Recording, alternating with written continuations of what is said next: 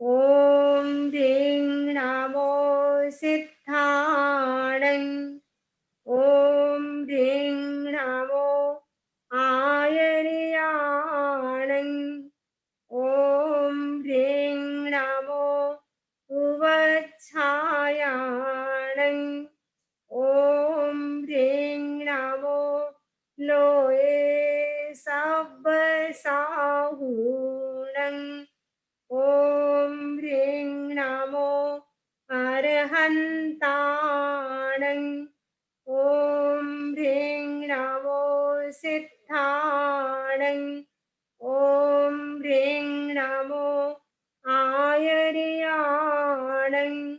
ॐ ह्रीं नमो उवच्छायाणं ॐ ह्रीं नमो लोये सब्बसाहूणं ॐ ह्रीं नमो अरहन्ताणं ॐ ह्रीं नमो सिद्धाणं ॐ ह्रीं नमो आयर्याणं ॐ ह्रीं नमो उवच्छायाणं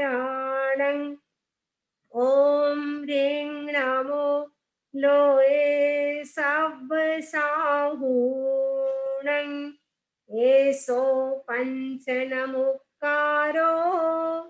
सब्बपावपणासनो मङ्गलानं च सब्बेसिं पढमं हवै मङ्गलम् पढमं हवै मंगलम। आराध्य देव के चरण में वंदन। आदरणीय समनी जी, उपस्थित भाइयों तथा बहनों, आज के कार्यक्रम की शुरुआत हम एक गीत से करेंगे।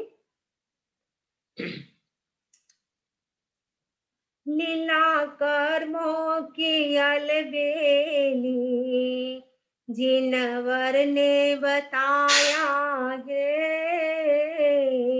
लीला कर्मों की अलबेली जिनवर ने बताया है, वह धन्य हुआ जिसने, वह धन्य हुआ जिसने आत्म ज्योति को पाया है।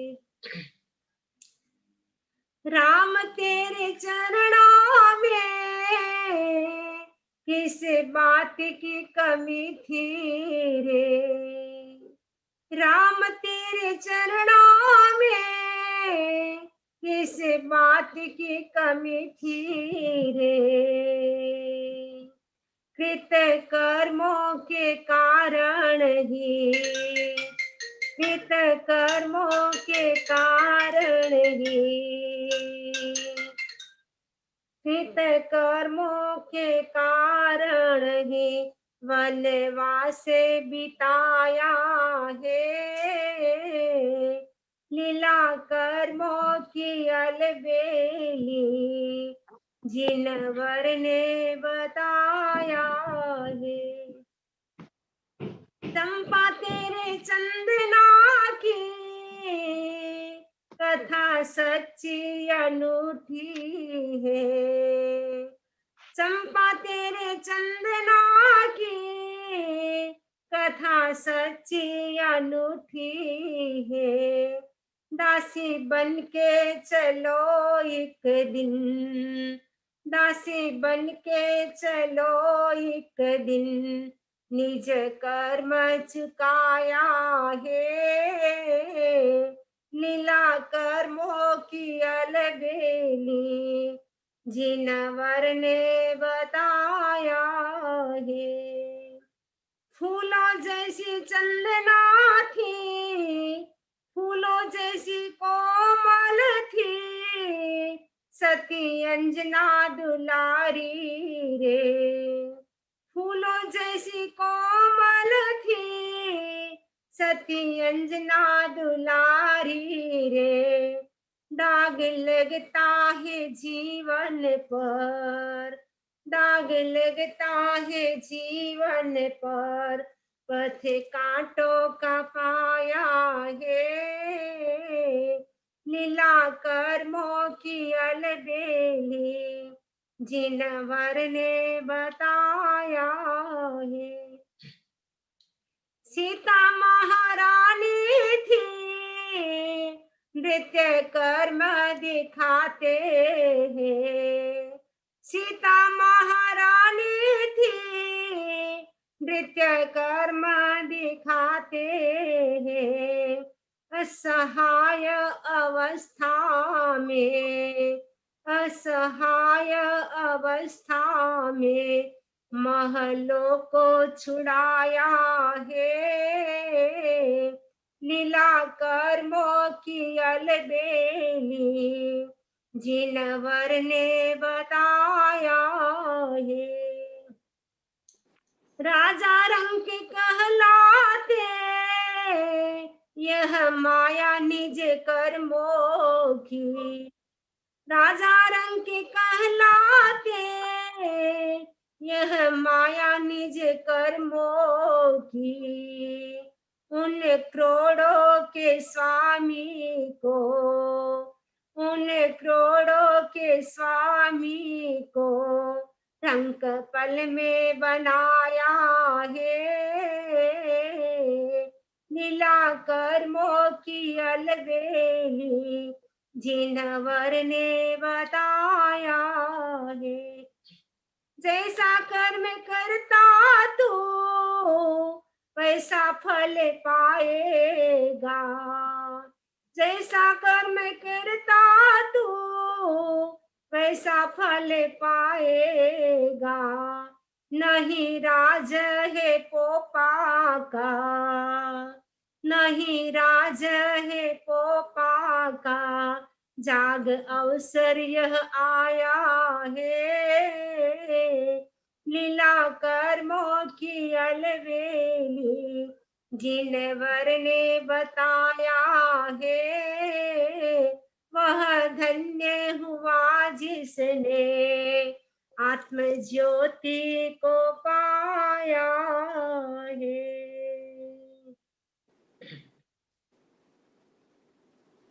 आज से हम जम्बू स्वामी का व्याख्यान शुरू करेंगे। भगवान महावीर स्वामी राजगृह में पधारते हैं। राजगृह में भगवान महावीर स्वामी का आगमन होने से अनेक लोग उनका प्रवचन सुनने के लिए जाते हैं। सैनिक राजा भी भगवान महावीर स्वामी का प्रवचन सुनने के लिए आते हैं। हजारों हजारों लोगों की परिषद, व्याख्यान चलता है कर्मों पर। जो व्यक्ति जैसा कर्म करता है उसका फल उसे किसी न किसी जन्म में मिलता है। कुदरत के घर देर हो सकती है लेकिन अंधेर नहीं। कर्म के कारण ही व्यक्ति चारों गति में परिभ्रमण करता है। अनंत काल से हम संसार में परिभ्रमण कर रहे हैं। उसका मूल कारण है हमारा अपना कर्म। कर्म के कारण ही व्यक्ति कभी देवगति में चला जाता है, कभी मनुष्य बन जाता है, तो कभी नरक में चला जाता है, कभी तिरंज गति में, तो कभी निगोद में चला जाता है। जो व्यक्ति जैसा कर्म करता है उसी के अनुरूप उसे गति प्राप्त होती है। व्याख्यान जैसे ही संपन्न हो जाता है, व्याख्यान संपन्न होने के बाद सैनिक राजा भगवान महावीर स्वामी से प्रश्न करते हैं, भंते इस अवसर पीढ़ी काल में अंतिम केवली कौन होगा? आपके पास इतने साधु साध्वी हैं, अनेक केवली हैं, भंते आप बताएं इस अवसर पीढ़ी काल में अंतिम केवली कौन होगा? ऐसा लगता है भगवान महावीर स्वामी के टाइम भी व्याख्यान के बाद क्वेश्चन आंसर की परंपरा चलती थी। जैसे ही हम देखते हैं अमेरिका में भी जैसे ही व्याख्यान संपन्न होता है कुछ समय क्वेश्चन आंसर के लिए रखा जाता है, वैसे ही उस समय भी यह क्वेश्चन आंसर की परंपरा चलती थी। भगवान महावीर स्वामी से सैनिक राजा भी प्रश्न पूछते हैं कि भंते, इस अवसर पीढ़ी काल में अंतिम केवली कौन होगा? भगवान महावीर स्वामी कहते हैं, हे सैनिक, ध्यान से सुनो। इस अवसर पीढ़ी काल में अंतिम केवली जम्बू स्वामी होंगे। सैनिक ने पुनः प्रश्न किया, क्या इस अवसर पीढ़ी काल में जम्बू स्वामी केवली होंगे? वो तो ठीक है, लेकिन क्या उनका जन्म हो गया? वो कहाँ है? कहाँ से आएंगे? सारे प्रश्न उनके मन में जागृत हो जाते हैं। भगवान ने कहा, गौतम, सैनिक, अभी तक जम्बू स्वामी का जन्म नहीं हुआ है, तो वो कहाँ है? भगवान ने कहा, सैनिक, अभी जो जम्बू स्वामी है, अभी जिनका जन्म नहीं हुआ है, अभी वो देव गति में है। देव गति से उनका जन्म होगा। कहाँ पे जन्म होगा भंते? भगवान ने कहा, सैनिक सुनो, जम्बू का जन्म इसी राजगृह की नगरी में होने वाला है। राजगृह नगरी में होगा। सैनिक ने कहा, क्या मेरे घर में होगा? भगवान ने कहा, नहीं सैनिक, तुम्हारे घर में जम्बू का जन्म नहीं होगा। राजगृह नगरी में होगा, लेकिन तुम्हारे घर में नहीं होगा। तो किसके घर में होगा? सैनिक के मन में उत्सुकता होती है कि किसके घर में जन्म होने वाला है। भगवान ने कहा, इसी राजगृह नगरी में ऋषभदत्त सेठ के घर जम्बू का जन्म होने वाला है। ऋषभदत्त सेठ के घर जब जम्बू का जीव स्वर्ग से उत्पन्न होकर के, स्वर्ग से च्यवन करके ऋषभदत्त सेठ के घर जो भद्रा माता थी, उनकी कुक्षी में अवतरित होते हैं। जैसे ही माता के गर्भ में यह देव, जो सनत कुमार नाम का जो देव था, वह भद्रा माता की कुक्षी में अवतरित होते हैं। जैसे ही गर्भ आता है, माता को सपना आता है, क्योंकि कहा जाता है जो तीर्थंकर की माता होती है, चक्रवर्ती की माता होती है, उनको 14 स्वप्न आते हैं। जो 30 महास्वप्न माने जाते हैं, उनमें से 30 सपने चक्रवर्ती की माता और तीर्थंकर की माता देखती है, और वासुदेव की माता 7 सपने देखती है, और बलदेव की माता 4 महास्वप्न देखती है। जो भावित आत्मा अणगार होते हैं, उनकी माता 1 महास्वप्न देखती है। तो जम्बू स्वामी का जीव जैसे ही माता की कुक्षी में आते हैं, उनकी माता को भी सपना दिखाई देता है। जम्बू नाम का जो वृक्ष था वो दिखाई दिया। जम्बू नाम का वृक्ष दिखाई देता है। बहुत अच्छा सपना था। सपना देखने के बाद माता जागृत होती है। ऋषभदत्त सेठ से कहती है, आज मैंने एक शुभ सपना देखा है, पता नहीं इसका परिणाम क्या होगा। श्रेष्ठी ने कहा, लगता है अपने कुल में एक भावित आत्मा अणगार उत्पन्न होगा, एक होनहार बालक उत्पन्न होने वाला है। माता पिता को बहुत खुशी होती है। कहा जाता है, शुभ स्वप्न आने के बाद सोना नहीं चाहिए। शुभ सपना आने के बाद यदि हम सो जाते हैं तो उस सपना का फल हमें नहीं मिलता है। भद्रा माता भी शायद जानती होगी, इसीलिए शुभ सपना आने के बाद वो पूरी रात धर्म जागरण में ही व्यतीत करती है, सामायिक करती है, स्वाध्याय करती है, मंत्र का जाप करती है, पूरी रात जागृत होती है। ऐसे करते करते 9 महीने का समय संपन्न हो जाता है, लगभग 9.25 महीने का समय संपन्न हो जाता है। एक पुत्र रत्न की प्राप्ति होती है, पुत्र का जन्म होता है। माता को बड़ी खुशी होती है। ऐसे करते करते बच्चा 12 दिन का हो जाता है। अब सोचा नामकरण क्या किया जाए, क्योंकि जब जीव इस मनुष्य जन्म में आता है, उनका नाम नहीं होता, अनाम होता है, लेकिन पहचान के लिए नामकरण किया जाता है। भद्रा माता ने कहा श्रेष्ठी से, ऋषभदत्त श्रेष्ठी से कहा, इसका नाम क्या रखा जाए?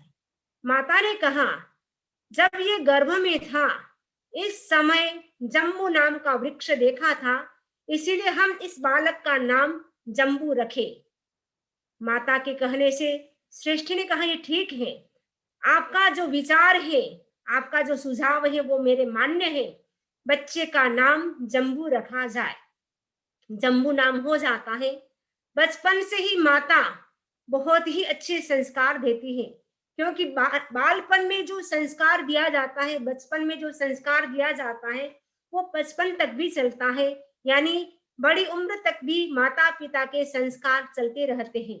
माता पिता बचपन से ही पूरा ध्यान देते थे कि बच्चे को कहाँ बैठना चाहिए, क्या करना चाहिए, क्या नहीं करना चाहिए, पूरा ध्यान देते हैं, पूरी शिक्षा, पूरे संस्कार उनको अच्छी तरह से देते हैं। बच्चा बड़ा हो जाता है, उनको स्कूल में भी भेजते हैं, क्योंकि वर्तमान समय में हम देखते हैं संस्कार भी बच्चों को दे या ना दे, लेकिन स्कूल में, अच्छी स्कूल में एडमिशन बच्चे का हो जाए, अच्छी पढ़ाई हो जाए, अच्छी जॉब लग जाए, ये माता पिता को चिंता रहती है। लेकिन पहले के जमाने में माता पिता जितना शिक्षा पर ध्यान देते थे, उससे भी ज्यादा संस्कार पर ध्यान देते थे। हमारी संतान यदि संस्कारी होगी, तो आने वाली पीढ़ियां, कई पीढ़ियां संस्कारी होगी। ऐसा चिंतन करके माता पिता संस्कार देते थे बच्चों को। तो जम्बू कुमार को भी अच्छे संस्कार देते हैं। बड़े हो जाते हैं जम्बू कुमार, एकदम सुंदर थे, रूपवान थे और होनहार बालक लग रहे थे। जम्बू कुमार की प्रसिद्धि भी चारों ओर फैल जाती है, बहुत ही सुंदर है और बहुत ही साहसी है। कोई भी काम होता, वो हर काम करने के लिए आगे रहते थे। जम्बू कुमार की इतनी प्रसिद्धि हो जाती है, माता पिता भी अब चिंतन करते हैं कि जम्बू कुमार इतने बड़े हो गए हैं, अब हमें क्या करना चाहिए। इधर जम्बू कुमार के मन में भी आता है कि मुझे इतना अच्छा परिवार मिला है, माता पिता मिले हैं, इतना धन वैभव मिला है, मैंने पूर्व जन्म में क्या किया, मैं पूर्व जन्म में क्या था। हर व्यक्ति के मन में ये चिंतन आता है कि मेरी पास्ट लाइफ कैसी थी, मैं पूर्व जन्म में क्या था। तो जम्बू कुमार के मन में भी ये प्रश्न जागृत होते थे कि मैं कौन हूँ, कहाँ से आया हूँ, मेरा क्या स्वरूप है। ये प्रश्न उनके मन में उभर रहे हैं। इतने प्रश्न का उनके भीतर, इतने प्रश्न उभर रहे हैं, लेकिन समाधान कौन करे। ऐसे चिंतन करते करते एक दिन क्या है, इन्हीं प्रश्नों में उनके भीतर प्रश्न उभर रहे थे, वो प्रश्न जागृत हो रहे थे। उसी चिंतन में वो वन विहार करने के लिए, यानी बाहर परिभ्रमण करने के लिए जाते हैं, घूमने के लिए जाते हैं।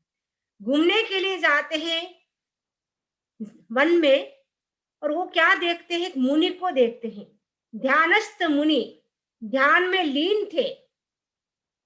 थोड़ी देर के बाद वे मुनि ध्यान संपन्न करते हैं। मुनिराज ने जैसे जम्बू कुमार को देखा, जम्बू से पूछा, आप आज यहाँ कैसे आए हो? जम्बू कुमार ने कहा, मैं बस घूमने के लिए आया था, लेकिन मेरे मन में कब से प्रश्न है, मेरी पास्ट लाइफ क्या थी, मैं कौन हूँ, कहाँ से आया हूँ, मुझे जानना है, पूर्व जन्म को मुझे जानना है। मुनि विशिष्ट ज्ञानी थे, क्योंकि पूर्व जन्म को जानने के लिए क्या चाहिए, आचारांग सूत्र में कहा है, पूर्व जन्म को जानने के लिए, यानी जाति स्मृति ज्ञान कैसे होता है, पूर्व जन्म का ज्ञान ज्ञान कैसे होता है, इसके 3 कारण बताए हैं। सबसे पहला कारण स्वस्मृति, यानी कुछ बालक ऐसे होते हैं, इतना क्षोभसम होता है, उनकी आत्मा इतनी प्योर होती है, अपने आप ही स्वस्मृति, यानी अपना चिंतन करते करते, ये मैंने कहीं देखा है, कहीं देखा है, कहीं सुना है, चिंतन करते करते उनको जाति स्मृति ज्ञान हो जाता है। जैसे मृगापुत्र को हो गया था। मृगापुत्र ने एक साधु को देखा, साधु को देखते ही उनके मन में आया था, ऐसा रूप मैंने कहीं देखा है, कहीं देखा है। चिंतन करते करते उनको जाति स्मृति ज्ञान हो जाता है। भगवान महावीर स्वामी ने भी अनेक लोगों को पूर्व जन्म का ज्ञान कराया था। जैसे मेघ कुमार को भी ज्ञान कराया था, कई लोगों को ज्ञान कराया था। तो जम्बू कुमार के मन में भी यही मन में था, मुझे भी पूर्व जन्म को जानना है कि मैं क्या था। ये विशिष्ट ज्ञानी थे, क्योंकि स्वस्मृति से जाति स्मृति का ज्ञान होता है। दूसरा कारण बताए पर व्याकरण। पर व्याकरण का मतलब होता है तीर्थंकर। तीर्थंकर के उपदेश से, तीर्थंकर की वाणी को सुन करके व्यक्ति को पूर्व जन्म का ज्ञान हो सकता है। तीसरा कारण बताया गया, तीर्थंकर के अतिरिक्त जो विशिष्ट ज्ञानी होते हैं, जैसे मनोपर्व ज्ञानी, अवधि ज्ञानी, चतुर्दश पूर्वी, 10 पूर्वी, 8 पूर्वी, ऐसे जो विशिष्ट ज्ञानी होते हैं उनका उपदेश सुन करके व्यक्ति को पूर्व जन्म का ज्ञान हो सकता है। तो जम्बू स्वामी जो मुनिराज से प्रश्न पूछ रहे हैं, मैं पूर्व जन्म में क्या था, मुझे पास्ट लाइफ देखना है, मुझे पूर्व जन्म का ज्ञान करना है। एक मुनि भी विशिष्ट ज्ञानी थे। विशिष्ट ज्ञान से मुनि ने उपयोग लगाया। मुनि ने कहा, जम्बू मुझे तुम्हारा 4 जन्म दिखाई दे रहा है, पिछला 4 जन्म, पास्ट में आप क्या थे, वे मुझे 4 जन्म आपके दिखाई दे रहे हैं। तो जम्बू कुमार ने कहा, आप जल्दी बताइए मैं क्या था।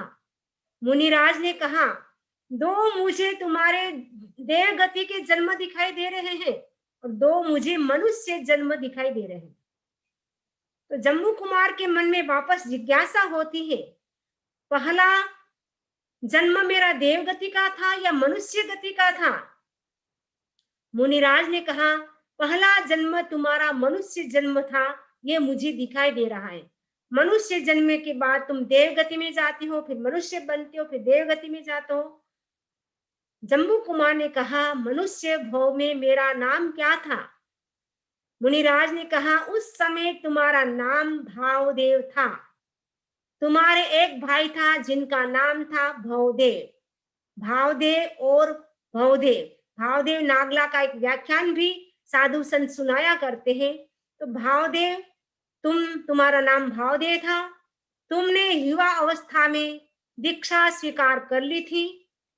कई वर्षों तक तुमने दीक्षा का पालन किया, लेकिन कुछ समय के बाद तुम्हारा मन विचलित हो जाता है। लेकिन तुम्हारी पत्नी जो नागला थी, आपका मन स्थिर किया, वापिस आप दीक्षा में संयम में स्थिर हो जाते हैं। अच्छी तरह से साधना की, परिणाम स्वरूप मृत्यु के पश्चात आप देव गति में जाते हैं। वहां सनत कुमार नाम के आप देव बनते हैं। उसके बाद देव गति का आयुष्य पूरा करने के बाद आप वापस मनुष्य बनते हैं। आपका नाम शिव कुमार रखा जाता है। यहाँ पर भी आप क्या करते हैं, युवा अवस्था जैसे ही आती है, आप दीक्षा स्वीकार कर लेते हैं, अच्छी साधना करते हैं, काफी कर्म आपके हल्के हो जाते हैं। लेकिन पूरे कर्म हल्के नहीं होने से इतने पुण्य का उदय हो गया था, पुण्य का उपार्जन हो गया था, परिणाम स्वरूप आपको पुनः देव गति मिलती है। देव गति में आप ब्रह्म लोक में जाते हैं, 5वें देवलोक में मां ब्रह्म नाम के आप देव बनते हैं। और वहां से मर करके देव गति का आयुष्य पूरा करके आपका ये 5वां भव जम्बू कुमार का है। जैसे ही जम्बू कुमार ने देखा, मैंने जो भी मनुष्य भव प्राप्त किया, सभी में मैंने संयम जीवन को स्वीकार किया है। इस जन्म में भी मुझे संयम जीवन स्वीकार करना चाहिए। ये मेरी जो परंपरा चल रही है, उस परंपरा को मुझे अविच्छिन्न बनाए रखना चाहिए। यानी ये दीक्षा की जो परंपरा है, मैं हर जन्म में मुझे मनुष्य जन्म मिला और मैंने मनुष्य जन्म को दीक्षा लेके सार्थक किया, साधना की, ध्यान किया, तब जब करके काफी कर्म मेरे हल्के हो गए हैं। अभी मेरे पूरे कर्म हल्के नहीं हुए हैं, अभी भी मुझे साधना करने की जरूरत है। अभी मुझे भोग विलास में नहीं फंसना है, मुझे संसार के सुखों में नहीं फंसना है, क्योंकि जो संसार के जो सुख है, जो काम भोग है, वो क्षणिक समय के लिए सुखमय होते हैं और लंबे समय तक वो दुख देने वाले होते हैं। क्षण मृत सोखा बहुकाल दुखा। जो काम भोग है वो क्षणिक सुख देने वाले होते हैं, लेकिन लंबे समय तक जो भोग विलास करते हैं उसका परिणाम लंबे समय तक दुखदाई होता है। अब मुझे दुखदाई जीवन नहीं जीना है, दुख को आमंत्रित नहीं करना है। मुझे इसी जन्म में संयम लेकर के मनुष्य जीवन को मुझे सफल करना है। ऐसा मन में संकल्प जागृत होता है। हम कितने भाग्यशाली हैं कि हमें भी मनुष्य जन्म मिला है। लेकिन कितने ऐसे लोग होंगे जिनके मन में यह प्रश्न उत्पन्न होता हो कि मुझे दीक्षा लेना है और मनुष्य जीवन को सफल करना है। क्योंकि इस अवसर पीढ़ी काल में ये जो अभी वर्तमान समय का जो समय है वो पंचम काल का समय है। इस पंचम काल में हमारा आयुष्य बहुत कम है। ज्यादा से ज्यादा व्यक्ति का आयुष्य 100 साल या 125 साल का है। यानी 100 125 साल से ज्यादा हमारी उम्र नहीं है। उसमें भी 100 साल कौन जीता है? 70 साल, 80 साल, 90 साल। आखिर तो सबको यहाँ से जाना है। हमारा यहाँ स्थायी वास नहीं है। किसी गीत में भी कहा है, कितने दिन का स्थिर वास यहाँ, कितने दिन का स्थिर वास यहाँ, आखिर तो जाना पड़ता है, इस बसे बसाए डेरे को एक रोज उठाना पड़ता है, कितने दिन का सिरवास यहाँ हमारा स्थायी प्रवास नहीं है। हम सभी मेहमान बन करके आए हैं, मेजबान बन के नहीं। लेकिन सबके मन में यह नहीं होता है हम जाने वाले हैं। अनेक लोगों की मृत्यु हम सुनते हैं, आंखों से देखते हैं। अभी कोरोना काल में कितने कितने लोग जा रहे हैं, लेकिन मन में नहीं आता है कि हमें भी यहाँ से जाना है। हमारा आयुष्य जितना है तब तक हम यहाँ रहेंगे। लेकिन जैसे ही इस मनुष्य जन्म का आयुष्य पूरा हो जाएगा, हमें दूसरे जन्म में जाना होगा। जैसा हमारा कर्म होगा वैसे ही हमारा बर्थ होगा। तो जम्बू कुमार के मन में भी ये भावना जागृत हो रही है कि मुझे मनुष्य जन्म मिला है, मुझे मनुष्य जन्म को सफल करना है, सार्थक करना है। इधर माता भद्रा के मन में विचार आ रहा है, अब मेरा बेटा युवा हो गया है, युवा अवस्था में प्रवेश कर रहा है, यानी 16 साल का हो जाता है। क्योंकि उस समय 16 साल के बच्चे की भी सगाई की बातें चलती थी, छोटी छोटी उम्र में सगाई होती थी। तो माता के मन में भी आता है कि मुझे भी जम्बू कुमार की शादी करना है, उससे पहले पहले मुझे सगाई करना है। अब माता सगाई की बातें सोच रही है, इधर जम्बू कुमार के मन में दीक्षा की भावना जागृत हो रही है। अब गांव वाले लोगों के मन में भी जम्बू कुमार के प्रति बहुत ही अच्छी भावना थी। तो जम्बू कुमार की अच्छी छाप थी, गांव वाले लोग भी चाहते थे जम्बू कुमार जैसे हमें जमाई मिल जाए तो हमारी बेटी का उद्धार हो जाए। इधर गांव वाले ऐसा चिंतन करें, इधर माता के मन में भी आ रहा है कि इसकी सगाई करना है। अब कैसे उनकी सगाई होगी और जम्बू कुमार की विजय होगी या माता की विजय होगी, कैसे विजय होगी, इसका प्रसंग हम आगे सुनेंगे। अब बड़े समणी जी पधार गए हैं, सब कहेंगे वंदामि नमोक्षामि।